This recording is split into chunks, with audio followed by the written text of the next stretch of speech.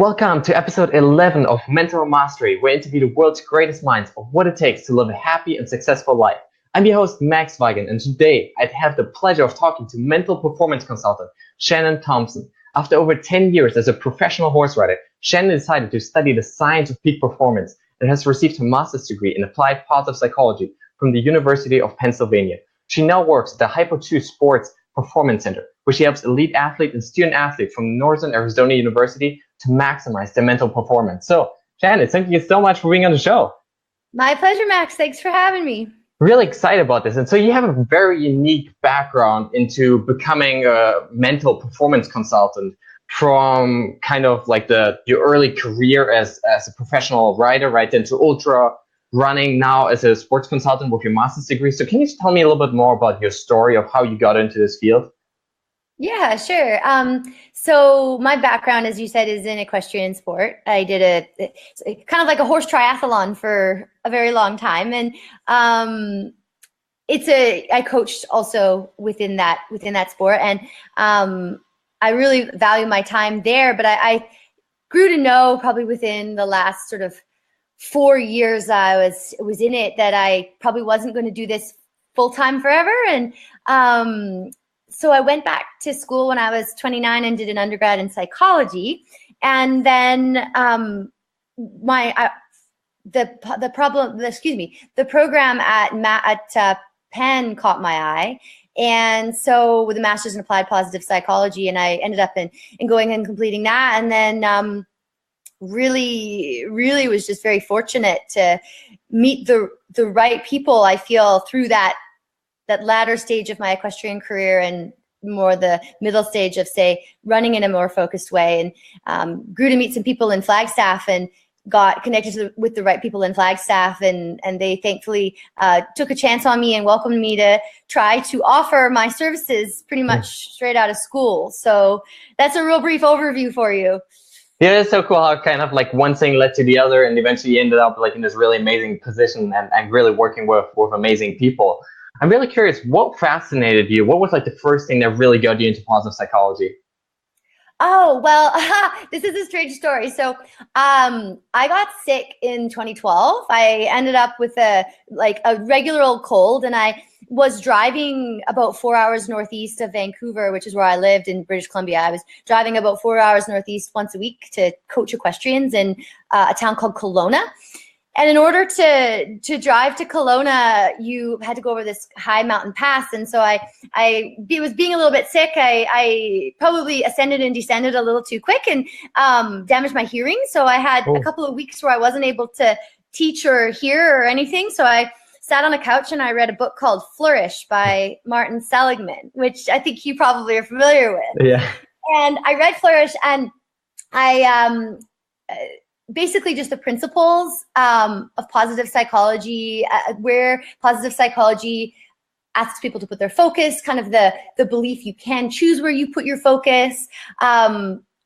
It's extensive research on human well-being, to me related so much to sport. And I just got captivated by the messages and the premise and the field itself. So I got pretty fixated on that MAT program at that point. And I think I was only one course into an online undergrad at that point. So it was interesting to get have a pretty strong calling to that program very early in my academic career. But I always tell the story about getting sick because I don't think I would have read the book. Like, I don't think I would have had time to read the book if I hadn't gotten sick that week, 2 weeks. So yeah. So this is such a great story. And it's funny because just like a couple of days ago, I interviewed Emily Van Donnenberg. She studied in Pennsylvania too, is now like the UCLA happiness professor. And she had a similar story of like how she found, again, Martin Seligman's book, Flourish, and after a car crash, right? So like, it seems like, it seems to be a common theme of like how people get to in their program. So that's pretty funny. Maybe it says something for what it takes to make us all stop. Yeah, right. Always like one setback that like can really help you grow afterwards. I love that. Yeah. So I'm curious, what are some lessons that you took away from horse riding, first of all, and then ultra marathoning that you took away about just your own mindset and learning about yourself? Well, I would say, actually, you know, it's funny. That's a great question. Horse riding, I would say it's almost a similar message from both horse riding and ultramarathoning, in that really there's so much about perseverance in both of those sports. So horse riding, it takes many years to become really proficient at it. It's a sport where people more in their 30s to sometimes even 50 excel. So Oh, wow. you learn persistence because your progression is quite slow. Plus, training the horses involved, and that also needs to take the time that it needs to take. So I'd say persistence. And then ultra running, I mean, you can imagine how that would help somebody with persistence, right? Being like For sure.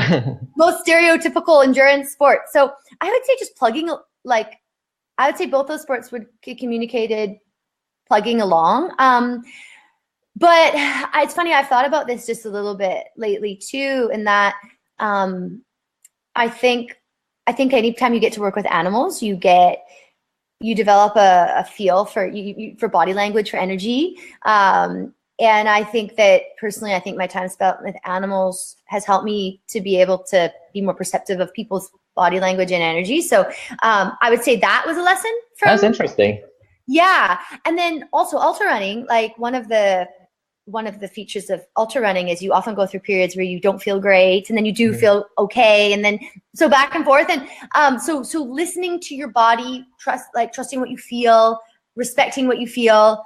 I feel like that can also overlap a little bit with watching what other people feel, noticing what other people feel, recognizing what they feel, you know? So those are the two main answers, I guess, that come in my head first.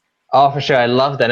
I mean, especially running, probably in all sports, but especially in running, I found that like it's such a great metaphor for life, where like you always have those ups and those downs. You have to deal with pain, with setbacks, with injuries and sickness. So it's all of these things that kind of help us like develop our mental strength. So I love what you're saying there. For sure. So I'm really interested. Sorry? Go ahead. Nope, go ahead. Yeah, I'm really interested because I actually did some research on the so-called DARE state. So can you tell me a little bit more about what that is? Yeah. So in short, like basically what DARE is it's the belief that there's a mindset's not the right word, but that there's like a psychological state that has both flow and deliberate practice interacting. And my understanding is that most psychology research, or many people within the field of psychology research, believe that flow and deliberate practice would be mutually exclusive, largely because flow is essentially like incredible surrender to the moment that is an optimal experience where you're not that conscious and your body is performing quite automatically, whereas deliberate practice is a highly conscious, very specific, uncomfortable process, right? So you can understand why these two things would be considered mutually exclusive. But I was super lucky in my MAP program to meet a fellow called Danny Southwick, who is he was an NFL football player. He's still currently an arena football player. Oh, wow. But he had a fascination with growth mindset and progression in sport. And we started talking a lot. We both agreed that we really felt that some features of flow could occur alongside some features of deliberate practice. And so the two of us came up with the DARE state. So DARE is an acronym that stands for deliberate autonomous reaching engagement. Deliberate because it's precise. Yeah. Autonomous because you do it by choice. Reaching because it's outside of your comfort zone, and engagement because it's supposed to be like immersed. You're supposed to be like fun and immersed in the craft. So that essentially became my capstone project for my MAP program. And I studied runners, and we found that the hypothesis going into the study was that runners who appear to practice most often in DARE state would have progressed faster than athletes who didn't. And we did find that the athletes who reported spending more time in DARE state did actually get about 2.5% faster over 2 years than. Wow. Yeah. And man, I have to admit that research, it's been set aside to some extent at the moment, just because I've been so busy with other things. So everything I'm saying to you, like really that research needs further thorough, knowledgeable academic scrutiny. Let's say, For sure, it really sounds like a really interesting theme there. So I love that. So it's it needs better investigation, but for sure we found that those who functioned more often in dare state, we developed a questionnaire for that. They did perform better than the ones who didn't. And another really interesting thing, I later went on after my thesis and did a in the middle of still study where I interviewed a lot of professional athletes in comparison to collegiate athletes. So this would be stuff that's not in the original paper. And I found one of the things I added to the study was a whole bunch of emotive words to the bottom of a questionnaire. So words like joy, despair, happiness, love, connection, mindfulness, trust, friendliness, like all that kind of stuff. And I asked the athletes to circle the words they would use to describe the moment of highest exertion for them. And the pros significantly, and I mean that statistically significantly, I mean that observationally, anecdotally, the pros were so much more likely to circle a positive word for the moment of high exertion than the collegiate athletes. Sorry, I maybe should have mentioned that. Like things like in 70, I remember one in particular, like in 77% of workouts and races, pros circled the word focused, whereas in only 44% of workouts and races, collegiate athletes circled the word focused. And it was without exception, like all the way down this list of 105 emotions, the pros were way more likely to pick a positive term. But then when it flipped to negative, the collegiate athletes were more likely to pick a negative. So I don't know, little bits of information taken from that study would be I think it's got to be advantageous to view that moment as a positive moment in some way. For sure. So do you think that it's because professional athletes just had more like time to practice those mental mechanisms, mental training tools, or why do you think that is? It's such a good question. There's so many reasons why it could. I think there's so many reasons why it could be. So my response here would be completely anecdotal, just from observation. The first thing I want to say is I think that I would say that I wouldn't be surprised that the tendency to view a moment of highest exertion as positive would make someone more likely to be make somebody be more likely to be successful. Like I feel like there's a bunch of scientific reasons why I feel someone viewing that moment as positive would be beneficial. I do believe that viewing that moment as positive leads to greater benefit for the body and the mind during moments of highest exertion. So cumulative moments like that, where a person is getting the greatest benefit out of the moment through their attitude towards the moment, I think would lead to greater success over time. You know, like if you can have a higher quality moment than the next guy day after day after day, those higher quality moments, I think, you're going to add up to you being a more successful athlete over time.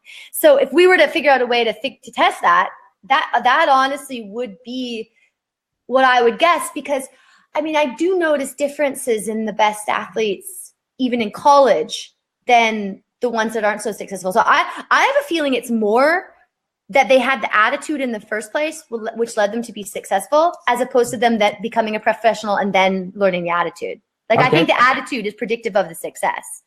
And then, man, like the life of a college athlete versus the life of a pro, they differ so much. Like a pro, yes, has all their time to spend on their sport and do it full time. Collegiate athlete, man, it's like a full-time student on a full-time professional athlete's job. Very true. It's incredibly different, right? And the stresses on them are different. And the collegiate athlete is often younger, maybe a little bit less emotionally, intellectually mature. It's a really good question. That'd be a worthy question to study. Oh, for sure. Might be my topic then for my master's. But I'm really curious. I really want to dive deeper on exertion pain management because you touched upon that. So what are some strategies that you can suggest to people to really be able to manage and handle the pain and fatigue well, like when they're running or biking or in the gym, whatever it is? How can we learn to manage our fatigue better? Great question. So my understanding of exertion fatigue is essentially it's very, very related to your stress system, like your state, the part of your brain that's responsible for alarm, and like the brain is so sensitive to imbalances. So when you're out running, and especially if you're running at intervals or racing and you're kind of at the edge of what you're comfortable with, your brain is receiving all sorts of messages from your body that says like, I have less oxygen than I want to have. I have more lactic acid than I want to have. It's saying, uh-oh, there's an imbalance. And we're so sensitive to that. We don't want to die. So we're so sensitive to anything that indicates an imbalance, right? So our brain doesn't care how fast we want to run. It just wants to keep us alive. So when we start to, my understanding is, this is the way I phrase it, is when we start to get near that edge of what we feel is our capabilities, where we're having some imbalances, our brain, I think, has a moment or two where it tries to decide, should I let this person continue with this effort? Or should I shut her down or him down, And I think anybody who's a runner knows what it's like to blow up in the middle of a workout, or blow up in the middle of a race. Totally, right? So that blow up moment is when your brain decides, oh, this is way too risky. This is really like, I got to shut this person down to keep him safe. So but the brain checks in with all sorts of inputs and all sorts of aspects of your internal environment when it's trying to make that decision. So any strategy I give an athlete is designed to try to keep that stress system calm. Like what I always say to the athletes at NAUs, we want to slide the effort in under the radar. We don't want it to know. It's like, shh, don't tell the guard. We're going to sneak the effort out. We don't want to freak them out, So we slide the effort in under the radar. There's a fellow, Tim Noakes, who has written on something called the central governor theory, which you may not have, but some endurance nerds might know it. And it's just basically the notion that there's a unconscious monitor in your brain that either allows you to continue at the level you're exerting or not. So slide the effort in under the radar. So all my strategies have to do with keeping you calm while you're training, usually. And my first tip for people would be to plan in advance before you train a race or do something of high exertion, what strategy you're going to use, because it's very difficult to remember to do that when you're hurting. You got to. Something new is like very, very hard. Yeah. Yep. So know like what you're going to do when. Like have a plan. Say you're out for a 10K run or race, one of the ways we break down training for athletes is usually in like quarters or thirds. So I'll say, what are you going to think about the first 2K? What are you going to think about in the middle of 2K? That kind of a thing. And we break it down. So the first strategy I usually do with an athlete is called a mental performance plan. Mm-hmm. So we basically break down the race and we talk about their best races and their best moments. We try to find some commonalities, and then together we come up with words or phrases that they can plan to think about through that race. So an example would be like a typical one for a runner would be, say the first third, their word is going to be patience. So as someone who's a runner, you would know what that means is like, don't go up too fast, wait, save your energy. Then the second third might be one that we use a lot is gratitude, which sounds kind of funny, but during running, that is interesting. Yeah, and the reason for the gratitude is focusing on gratitude is that middle stage of a race is like it's typically a time when you're not feeling awesome, maybe, but you still have a long time to go. So it can be a time where people freak out a little bit because they're starting to worry about how the fact they don't feel the way they want to feel and they've got such a long way to go. So what gratitude means is I basically get them to look around and consider things that they're grateful for. And the cool thing is gratitude is a form of love, and love inhibits the parts of your brain responsible for pain and fear. So gratitude is like love by choice. So if you can kind of give yourself some little hits of love, if you can look around you in that moment and perhaps change the way your brain's functioning a little bit and help your performance. And then the last third is often some version of toughness. It's like they're gonna get brave, or they're gonna, usually it's like some acceptance, even thanking the pain. I have one athlete who thanks the pain. Wow. Yeah, lots of different mantras. Like I have one athlete that like says, I am willing when they're hurting. Another one imagines like a fire burning inside them, and that the hotter the fire, the faster the rate of improvement, that the fire is what's burning them better. So that becomes a personal thing as to what you would try. As far as other strategies, definitely one strategy I recommend for anybody, but I think again it's great for athletes, is mindfulness meditation, which I bet you've heard a million times if you've been talking to anybody in mental performance. You've been hearing that. Sure. And basically the reason for mindfulness is it just creates greater awareness of your self-talk, your inner life, your body. It also helps to reduce your emotional reactivity, which is a really good thing if you're trying to slide an effort in under the radar. I do lots of mindfulness related strategies that differ a lot one to the next.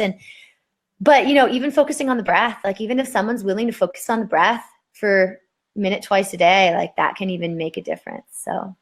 Wow, so many powerful techniques and strategies here that I think anyone can use. And so for all listeners here, really just having a mental game plan for like how you're going to compete, how you're going to show up, how you're going to give that presentation at work or whatever it is, how you're going to have that meeting with your boss or your client, how you're going to perform in that race is so critical. And I really want to dive deeper into that gratitude when you mentioned, because I love that. Because I mean, I know about it in like just general life, right? I do it every morning. But using that during running is such a great idea. And like it reminded me of, I once wrote this article about Haile Gebrselassie, multiple times world record holder, multiple times Olympic gold medalist from Ethiopia, right? Like goat of distance running basically. And he was famous for smiling, right? So like does smiling also have like something to do? Because I know like there's this feedback mechanism between our body and our brain, right? So is that similar, that like when we smile, we kind of release those endorphins and then kind of are able to slide that effort right around the corner? Is that similar? What do you think? Yeah. No, that's definitely similar. There's in sports psychology, there's like, you call them mind to body methods, and then you have body to mind methods. So what I mean by that is like mind to body would be you think a certain thought and then that affects your body. Whereas body to mind means you would conduct your body or handle your body in a certain way or hold your body in a certain way, and then that affects how you think. And you're so right. Like when you say there's a feedback mechanism, when you smile, it basically activates some positive emotion. I definitely read this. So you're so right that smiling like releases a bit of a different neurochemical mix to help you feel better. You're right. I don't remember the specifics, but that is true. And super and definitely related to the gratitude. Yeah, I love that one. So I since then I started using it like nearly on all my runs. Like whenever I feel pain, I just kind of start smiling. It looks so weird, but it's super helpful sometimes, just because it gets like those positive emotions and you just feel a little better. Yeah, so, yeah. I love that. Now, one other really important aspect, whether it's in life, in business, in sports, is creating the belief, the certainty that you're going to succeed, that you're going to perform well, that you're going to hit a PR, whatever it is. How can athletes or people in general create that kind of belief and certainty in themselves? Oh my gosh, you may have opened a can of worms you weren't expecting on this one. I'm excited for that. That's a very interesting question. So I have two views on that, and I would say I'm still in the process of belief, like trying to decide how I want to work with belief. And that sounds like a weird thing to say for somebody with sports psychology or mental performance, but I'll tell you my views. So one of the questions when I do a mental performance plan with an athlete, one of the questions I always ask them is, who do you want to be? So we create a focus of who they want to be, and then everything we design from there on is a plan to be that person, essentially what it is. And one of the words I hear almost all the time is people want to be confident, which is essentially belief, right? Like confident in themselves is essentially belief. So it's definitely one of the more common things. And I mean, we can understand why that would be, because it sure feels good to be confident. Confident is when you look in the dictionary, it's synonymous with certainty, essentially. And we, as humans, we really like to be certain.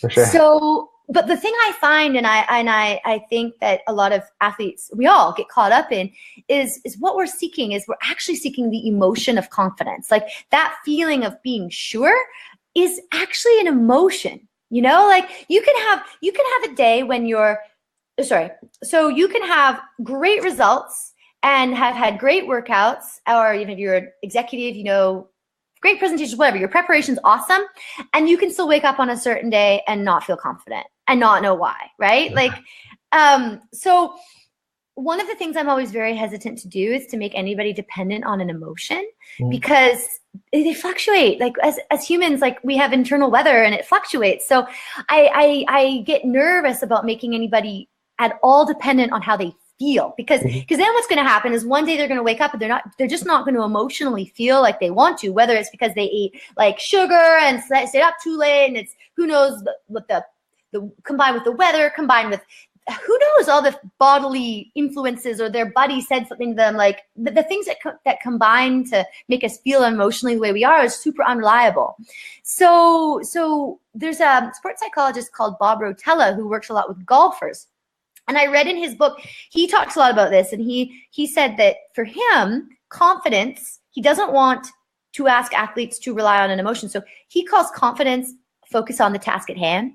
So that's really how I work, is not, I mean, sometimes I'll try to help someone feel better emotionally. I mean, I usually will, and usually a quality conversation will help.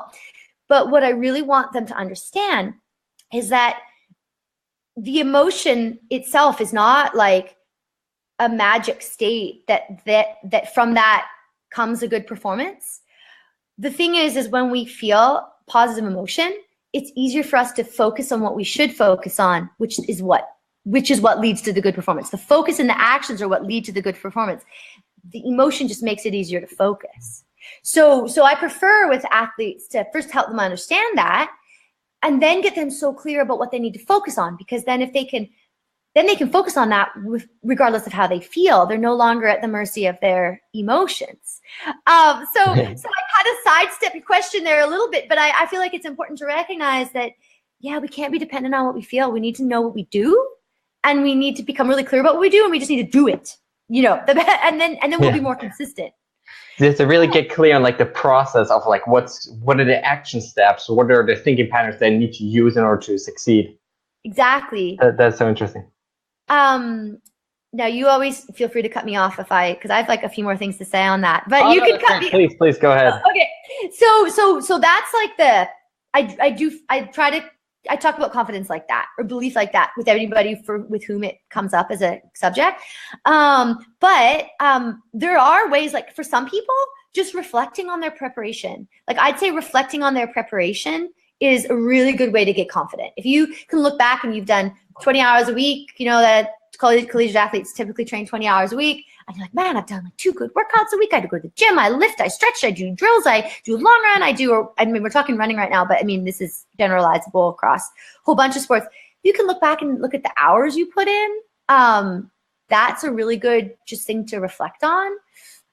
If you can acknowledge what you have to gain from the moment that is outside of outcome. So like, I get to be outside with my great friends today. The environment is beautiful. I love playing the game regardless of how I do. And the more someone can get in that state where they can just appreciate the day and appreciate the moment, the need for outcome decreases, and then the risk of failure decreases, because there's a whole lot of other gains that aren't dependent on performance, or other focuses that aren't dependent on performance. So, and yeah.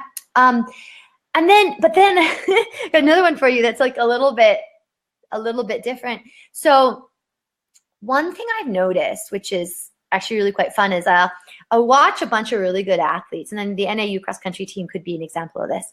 You watch a bunch of good athletes who cognitively know how good they are. They know what their times look like. They know how competitive they are against other people, but they haven't yet accomplished the big thing, you know, like for example, NAU winning the cross country championship. They have, you saw the prep for that, you saw the enthusiasm, but they haven't yet won the big thing. Yeah. And then they do it, and then they come back and they go, whoa, like it's almost like you didn't know. It's like they didn't know, and I've seen this in other athletes. They didn't know how much they didn't quite believe until they finally did believe. Yeah. Yeah. And it sometimes takes the moment to give them that belief. So and then when they truly believe, you watch the effort and the focus on detail, because they've actually seen it be possible. So one question for us all is like, okay, how can we have that kind of belief before the big win, you know? And that's a really hard one. And so one strategy sometimes I'll try with an athlete is, and I try with myself with some aspects of life, is I'll say to myself, okay, how would you behave today if you knew for a fact your dreams were going to come true? You knew for a fact you were going to accomplish that thing. And, Love that. Right? And oh my gosh, it's transformative. Like if you, actually a friend taught me this. A friend one of my best friends, a counselor gave her that. And she was like, what would you do if you knew this was going to happen for you? And man, I could feel like relief come over me. I could feel proper focus was easier to maintain. I would be more likely to take the actions that would lead to that outcome. So I would just challenge, like say to anyone, if you want to believe, like just imagine that it's a given. If it's and I mean, imagine that it's a given. The key though is that imagining it's a given has to lead to doing the work. Like sometimes a person will imagine it's a given and they'll go, oh, I'll slack off. But most of the time not. Most of the time, people who are really driven towards an outcome, it's a relief and they do the work better and more in a more detail-oriented way with that question when they answer that question. So yeah, play with that one.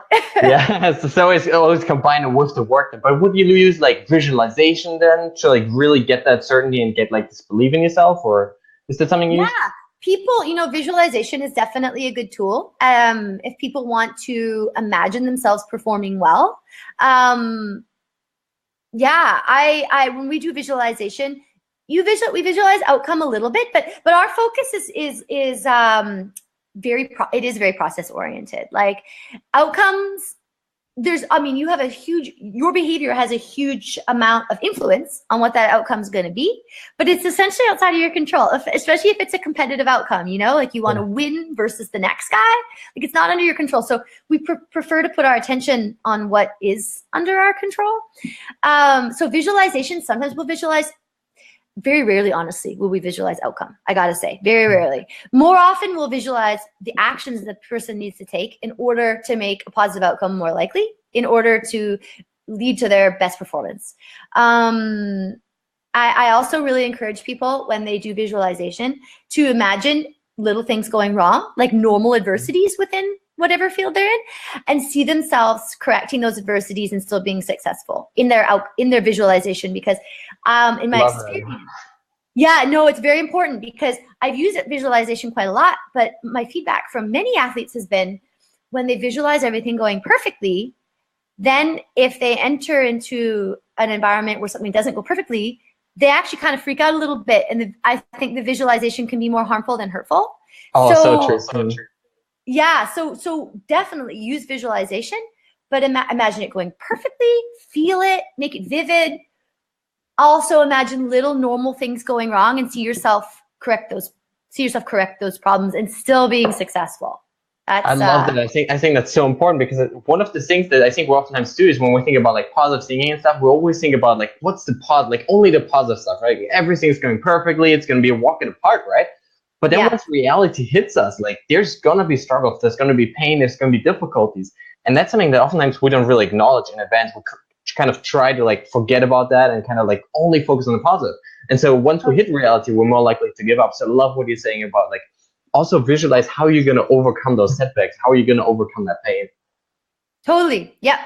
So one thing you touched upon before is dealing with moments when we're at our worst, when we're not feeling good, when things aren't going well, when we had an argument with our friend, or something didn't work out in the day. We're just waking up and we're just kind of tired. So what can we do in those moments when everything kind of seems stacked against us? We have to give this presentation and we're just not feeling ready, whatever it is. When we feel our worst, what can we do to still perform at a higher level? Yeah, great question. Well, that is definitely a moment when having a mental performance plan comes in handy, because then you can drag your poor human self over to your mental performance plan and go, oh, I'm feeling horrible, and just do what the plan says, So that's the quick answer. If we've decided that we're not sick, we're not burned out, that there's not a reason we should be resting, because I'm also a great advocate for resting, and taking a break. So if we're pretty sure we don't need to stop, or see a doctor or take a rest or whatever, and then having a mental performance plan for you at your best. Basically, it's a plan for this is me at my best, and following that can be really helpful. One thing I sometimes advocate for is, I sometimes think putting too much energy into trying to change how we actually feel is not the best use of our time. As humans, it's normal to get sad. It's normal to get down. It's normal to be flat. It's normal to be tired. It's like those fluctuations of emotions are normal. So trying to change that, sometimes it just invests energy in the wrong place. But we want to change it, right? Because it feels bad. We don't like to be uncomfortable, so it feels bad. So one strategy that I try to use when I don't feel good, and I encourage others to do this too, and I use this professionally, is try to imagine what strengths do you bring to your environment when you're not feeling at your best. I'll tell you a little story about that. So this is how I learned that. So I remember when I was in the MAP program, near the end of the program, I sat down next to my friend Danny Southwick, who I mentioned earlier. I was sick, actually, and I was tired, and I was miserable. And I sat down, and I was thinking to myself, I was really being poor company, because I wasn't talking at all, and it was super poor company. And he says to me, "You're really tired, aren't you?" And I said, "Yeah, I'm so sick. I'm so sorry. Like, to be this way." He goes, "I like it." he said, "You're really chill." Yeah. And he's like, "You're really chill." And I was like, I thought to myself, geez, I wasn't quite sure how to take it. And this is like, he's a great friend, so I don't think he doesn't like me when I'm not sick. I'm sure he still does, yeah. Yeah, but it opened my eyes. I just thought, it's interesting. Yeah, like when I'm feeling great within myself, that doesn't mean I'm the best for you or the best for somebody else, So I sometimes ask athletes, like, if you're feeling a bit flat today, what strengths could be more available to you when you're feeling that way? And so they'll say things like maybe patience, maybe a bit more gentleness, a little more attention to detail, maybe some like self-compassion, maybe lower expectations. Sometimes lower expectations can help. So just examine yourself. I would say when you're not feeling great, ask yourself, what strengths do I bring that I might not otherwise bring if I was feeling like on top of the world? Yeah, love that. And one of your blog articles, you actually had this quote. It said, "The point is not to feel good, but to do good." And I think that sums it up really well. Like, kind of like focus on like, what is the outcome rather than how do I feel? I love that. Yeah. No, it's very true. Awesome. Now, one of the most common themes among all athletes, but really about everyone in life, is dealing with setbacks, with injuries, with losses. So what do you suggest to athletes maybe that had some great successes in the past, now they're like on a losing streak, they've had some setbacks, they may have gotten injured? How do you get them back in the game so they're like actually fully committed again to their mission? Oh, yeah, that's a really good question. And that spans a whole range of, like, the idea of having a setback. I mean, the different perspectives people take in that time are so different, you'll have the person who's injured and desperate to be back training and want to do everything they can, and then you'll have the person who's injured for the 10th time and isn't sure they want to do this at all. They're just done with everything. Yeah, and you'll have the ones that like nobody likes being injured, but there's the odd person who's like, "Oh man, it just gives me time to do other things." So like it really, the range is really like so broad and amazing to watch. Like, yeah, it's really broad. I'll throw a couple things out there that I guess I use regularly and see regularly. I think for somebody who we're pretty sure wants to continue as an athlete and really does want to have a collegiate career, long-term career, whatever, or even just like a happy, healthy life in sport, even if it's not a career, And I would say one thing I'd advocate for that athlete is to consider everything that they can do that still contributes to their long-term success. Like, for example, if you damaged your knee, as a real common one, right? ACL or something like that. Like, you can probably still work on your core. You could probably still do some visualization. Maybe you could adjust your diet. maybe you could, but you're not training as much time-wise, maybe you could read and practice some new strategies in mental performance. So one thing to remember is like when one area of you is damaged, there's lots of other areas of you that are healthy. So consider what you can strengthen while the damaged area is recovering. So that would, and creating a recovery performance plan, that we can do too. Yeah. So like, all right, you can't run right now. You can't swim right now. Well, you can do core and you can do this. Let's make a plan for that. Let's make some goals for that. Yeah. And so a recovery plan, like a recovery performance plan that has some goals, is super helpful for somebody trying to work through that period. I had a real great lesson this year though. Like I'll share a short story with you that taught me a lot. So there was an athlete I was working with who's had persistent knee trouble throughout her whole collegiate career. And this was her senior year. And again, like January, which is right before indoor season starts for these athletes, she's heading right into her senior year, or last year. And her knee was flaring up again. And she was going for an MRI. And God, this girl is so tough. Like she's a tough cookie and she's optimistic and she sees the best and she works really hard. But man, this was just like the last straw. Her capacity was exhausted by being injured. And she ended up talking to one of our coaches, and the coach said to her, man, like maybe it's time, maybe like you just need to surrender to the rest, or surrender to the pause, or surrender to the moment, which sounds like giving up, right? Sounds like giving up. Sounds like we don't like that. We don't like the idea of, we want to work really hard and push really hard, right? So she said to her, why don't you surrender? And she essentially, it's a bit of an abstract example, but she got to a point where she said to me, I think I gave up. Like, I think I really thought my career was going to end this way, that my collegiate career was going to end this way. And she said, I stopped really trying. I stopped working really hard on my exercises. It was very sad. She felt very sad. But interestingly, in that time, her body healed. and she said back to me, she said, which was so interesting. She says, I think when I gave up, she says, I think I just like reduced the conflict inside myself. And I think by reducing the conflict, I think my body healed. So I just thought, wow, that's so insightful. So like, I think a lot of us in any area of life, I'm guessing you're going to have not just athletes listening to your program, but man, you can go a long time. You can go a long time trying with something, and you can fail, or have things go wrong. And the human ability to be resilient can be crossed. And the beautiful thing about the human ability to be resilient is you're elastic. You'll come back. But surrendering and resting and giving up, not like just pausing and letting yourself come down for a stretch of time, can be precisely what you need in order to recover. And so this athlete came back. Like she came back and she had the best season of her college career by the end of the year. Amazing. Yeah. And she overcame some stuff she'd been working to overcome for a long time, mental stuff.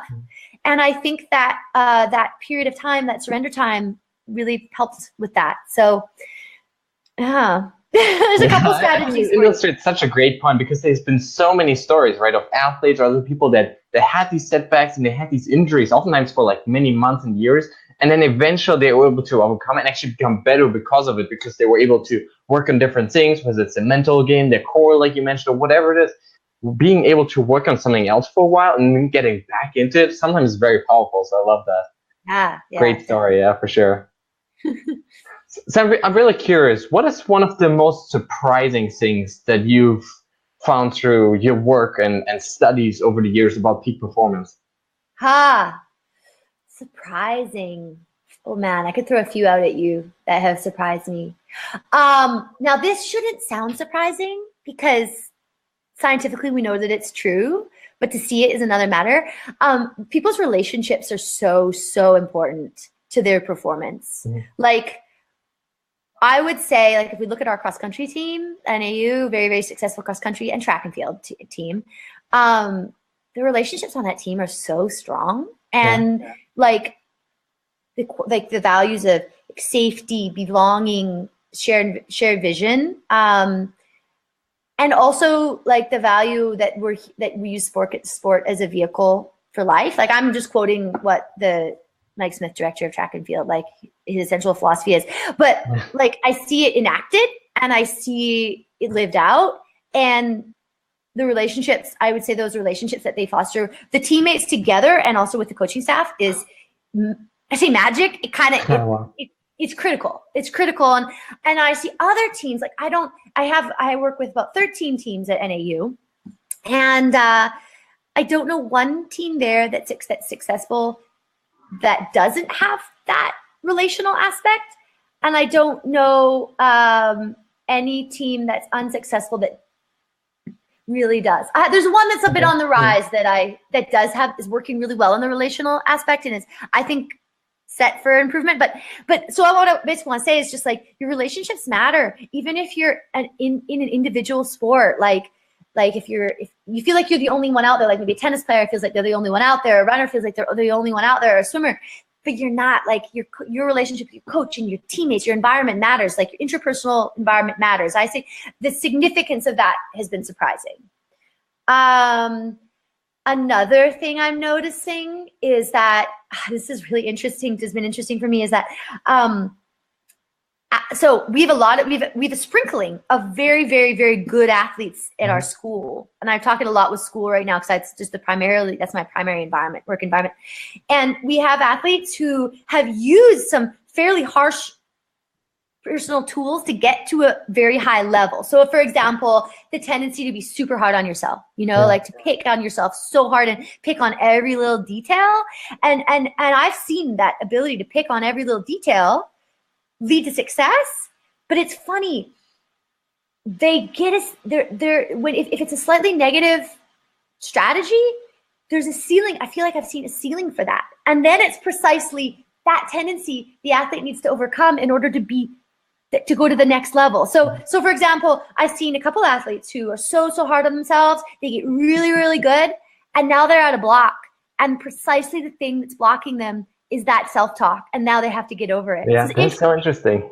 So interesting. Yeah. Do you think that is because they're just so focused on like the end result that they don't actually like open themselves up, that they don't like create those positive emotions that would then allow them to get better? Or why do you think that is?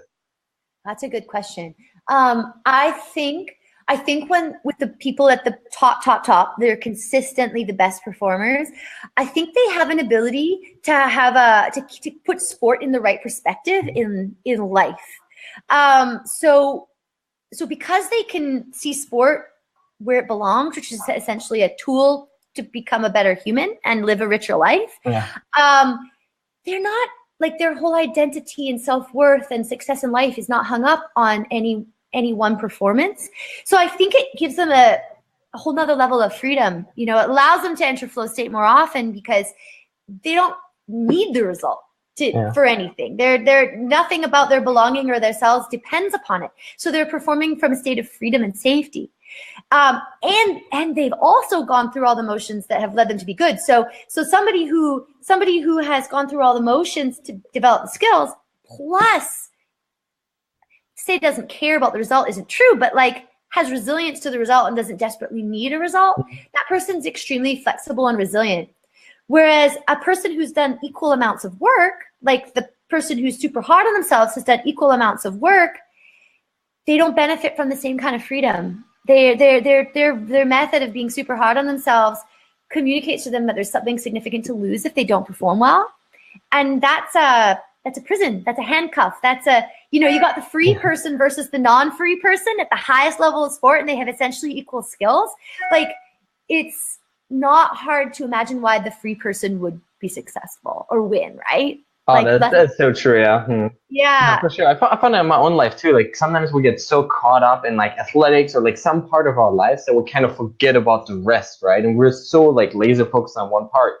And usually it doesn't lead to very good results, because when we only focus on one part, we kind of like forget about the rest, and then the rest of the life like it's going to affect us again, right? It's going to affect us mentally, and so we're performing worse even though we're focusing in more. So yeah, I love what you're saying here, but kind of like put in a right perspective in your life and make sure that like things don't like take over everything, whether it's your business or your sport or whatever it is.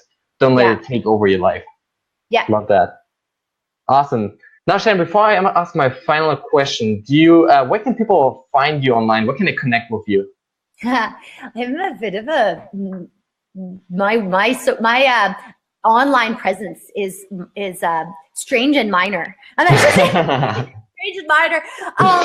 Yeah. So I am on Twitter, but I never post on it. Like I never post on it. How can people find me? Gee. If anything, in Flagstaff then at the Hypo2 Sport.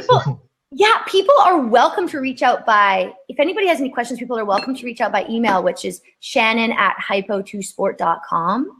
I probably my most current thinking does appear on that High Performance Institute blog. So I'll link to that as well then, yeah. Yeah, link to that because that is definitely where my most current thinking is. I do have a website called Sweet Performances. Sweet Performances at WordPress.com, and a lot of my own like thoughts and creative writing are on there. They're not super current, but I would say they're still accurate. I'm just like very slow about updating. Yeah, I'm very slow about updating that. As far as